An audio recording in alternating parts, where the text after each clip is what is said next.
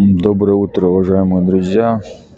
Мы находимся в городе Шали, и сегодня здесь будет проходить великолепное мероприятие под названием Хонгфест, то есть фестиваль черемши.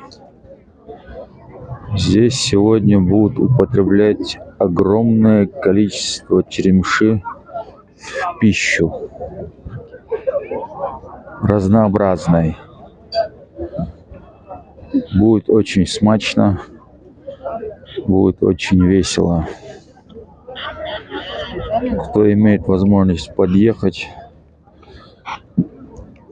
Чеченская Республика, Министерство по туризму, я лично вас приглашаем. 2 марта 2024 года.